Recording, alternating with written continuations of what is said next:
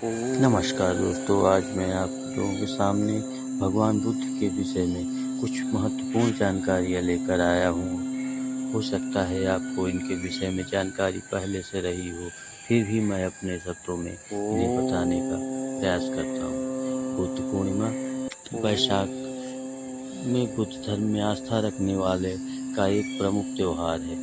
यह वैशाख माह की पूर्णिमा तिथि को मनाया जाता है। इसी दिन ही इनको जन्म हुआ था और इसी दिन इनको ज्ञान प्राप्त हुआ था तथा इसी दिन इनको महापरिनिर्वाण की प्राप्ति हुई थी। बुद्ध पूर्णिमा को हिंदू और बौद्ध धर्म दोनों लोग मनाते हैं। हिंदू लोग मानते हैं कि भगवान विष्णु ने भगवान बुद्ध के रूप में अवतार लिया था। भारत के शाक्य गणराज्य में कपिलवस्तु नामक नगर में राजा शुद्धोधन और रानी माया रहते थे। रानी माया के गर्भ में पुत्र होने की खबर सुनकर राज्य में खुशी का माहौल फैल गया। 563 ईसा पूर्व के वैशाख पूर्णिमा के दिन लुम्बिनी, जो कि आज नेपाल में है, कि एक उद्यान में एक अशोक के पेड़ के नीचे रानी महामाया ने पुत्र को जन्म दिया। यह दृश्य बड़ा अद्भुत था। पेड़ की शाखाएं झुक गई और पुष्प बरसने लगे। बच्चा कमल के फूल पर शयन कर रहा था। इस अद्भुत घटना को देखकर सभी आश्चर्यचकित थे। राजा शुद्धोधन पुत्र को देखकर बहुत खुश थे। उन्होंने पुत्र का नाम सिद्धार्थ रखा। सिद्धार्थ बचपन से ही अन्य बच्चों से अलग थे।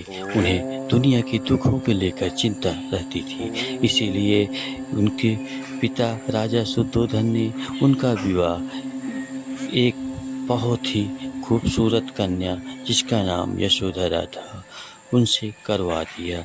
उनके एक पुत्र राहुल भी हुआ।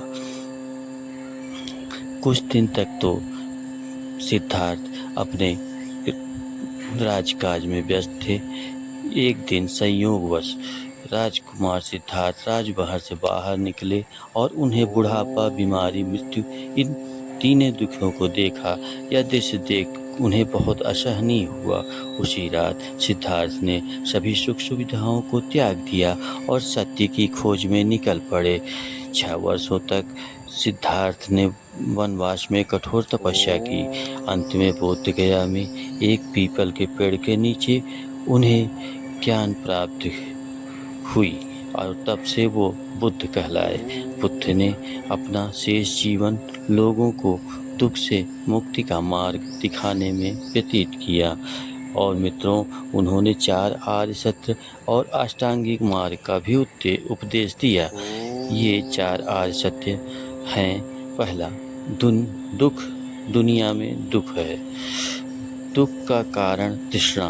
दुख का कारण है लालच या तृष्णा, दुख का कारण है। तीसरा, दुख का निरोध। तृष्णा का निरोध ही दुख का निरोध है। यदि आप तृष्णा नहीं करेंगे, लालच नहीं करेंगे, तो आपको दुख नहीं होगा। दुख निरोध का मार्ग।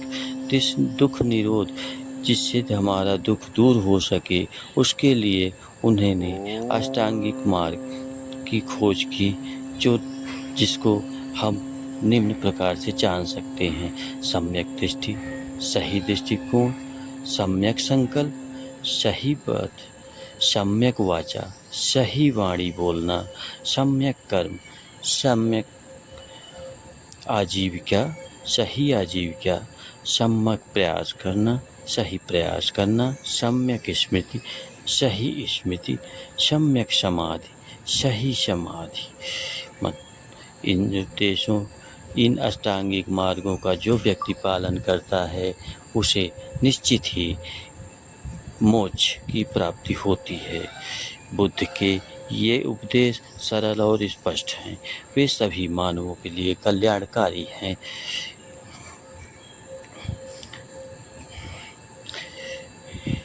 483 ईसा पूर्व वैशाख पूर्णिमा के दिन ही कुशीनगर में बुद्ध का महापरिनिर्वाण हो गया। ये इन 80 वर्ष की अवस्था में इन महापरिनिर्वाण हुआ। यह दिन भी बौद्ध धर्म को मानने वालों के लिए एक बहुत ही महान दिन माना जाता है। तो यह जानकारी आपको कैसी लगी? कृपया लाइक करें, शेयर करें और कमेंट करें। धन्यवाद।